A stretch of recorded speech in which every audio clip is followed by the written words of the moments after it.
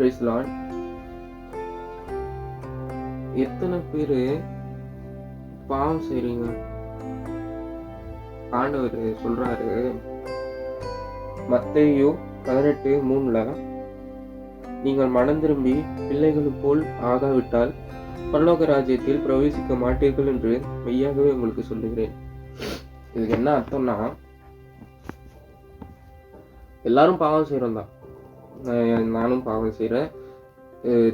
தெரிஞ்சோ தெரியாமலோ நம்ம எல்லாருமே பாவம் செய்கிறோம் தான். ஆனால் ஆண்டவர் சொல்கிறாரு, பிள்ளைகளை போல, சின்ன சின்ன குழந்தைங்களை போல நம்ம இருக்கணும் அப்படின்னு சொல்லிட்டு ஆண்டவர் சொல்கிறார்.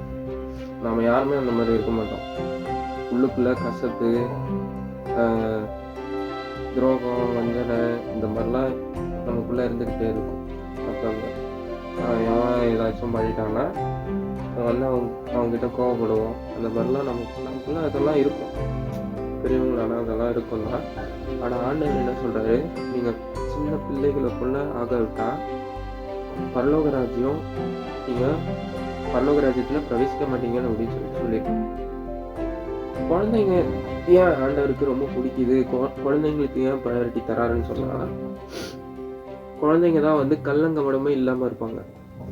குழந்தைங்க துணிஞ்சு பாவம் செய்ய மாட்டாங்க. அவங்களுக்குள்ள எதுவுமே இருக்காது, எந்த ஒரு வஞ்சகம் இருக்காது.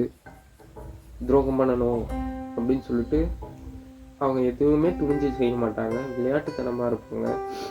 ரொம்ப சுட்டியாக துருத்துன்னு இருப்பாங்க. நம்மளுக்கே இப்போ எப்படின்னா, குழந்தை ஏதாச்சும் தப்பு பண்ணிடுச்சுன்னு வைக்கலாம். அது தெரியாமல் அது தெரியாமல் தான் தப்பு பண்ணியிருக்கோம். தெரிஞ்சு தப்பு பண்ணியிருக்காது, அது நம்மளுக்கு தெரியும். அதனால குழந்தை தானே அப்படின்னு சொல்லிட்டு நாம் என்ன பண்ணுவோம், அதை எதுவும் கண்டுக்க மாட்டோம்ல. அதே மாதிரி தான் ஆண்டவர் இவ்வளோ பெரிய ப்ரையாரிட்டியாக ஆண்டவர் சின்ன குழந்தைங்களுக்கு கொடுத்துருக்காரு. ஸோ அதனால நாமளும் சின்ன குழந்தைங்க மாதிரி இருக்கணும்னு நம்ம ஆண்டவர் விரும்புகிறாரு. ஸோ சில பேர் ஆண்டவர் எப்படி பின்பற்றுங்க அப்படின்னு சொல்லிட்டு கீழே கமெண்ட் செக்ஷனில் சொல்லுங்கள். இன்னும் ஏதாச்சும் உங்களுக்கு டவுட்ஸ் இருக்குதா கீழே கமெண்ட்டில் போடுங்க. நான் அதுக்கப்புறம் ஒரு வீடியோவாக என்னால் முடிஞ்சதை நான் செய்கிறேன். ஓகேவா? கர்த்தர் தாமே இந்த வார்த்தைகளை ஆசீர்வதிப்பாராக.